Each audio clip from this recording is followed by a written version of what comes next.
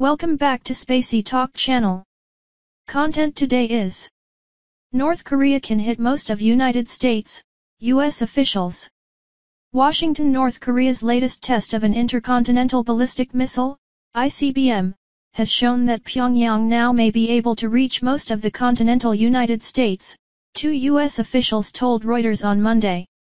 The assessment, which the officials discussed on condition of anonymity, underscored the growing threat posed by Pyongyang's nuclear and missile programs, and could add pressure on President Donald Trump's administration to respond.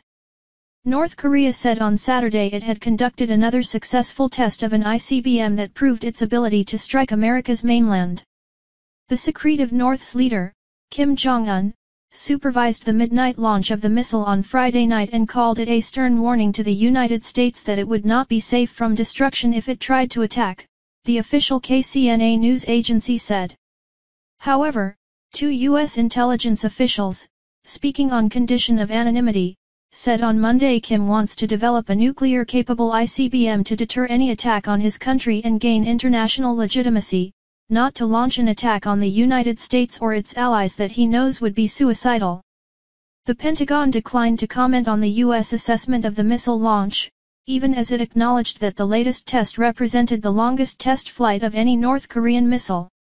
The specifics of our assessment are classified for reasons I hope you understand, Pentagon spokesman Navy Captain Jeff Davis told a news briefing, acknowledging only that the missile could fly at least 5,500 kilometers, 3,420 miles, the minimum range for what the Pentagon classifies as an ICBM.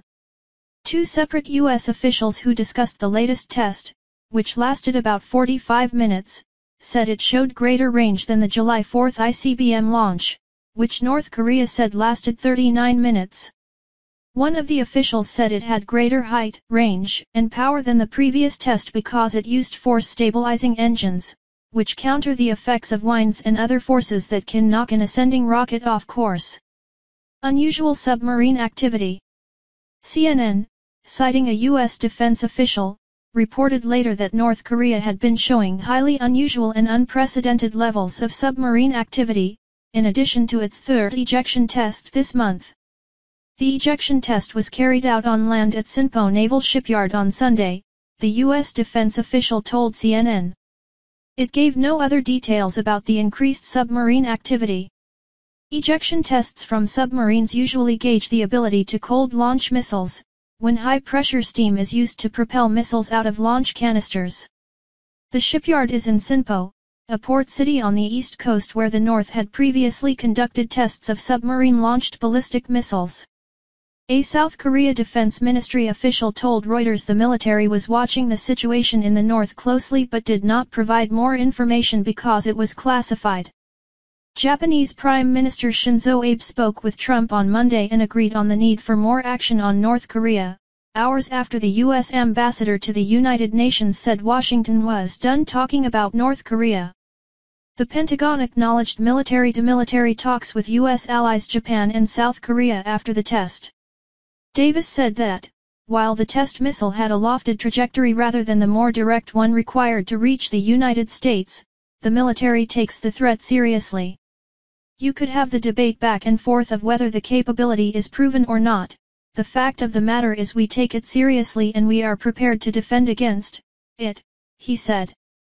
The Hwasong-14, named after the Korean word for Mars, reached an altitude of 3,724.9 kilometers, 2,314.6 miles, and flew 998 kilometers, 620 miles, before landing in the waters off the Korean peninsula's east coast, according to KCNA.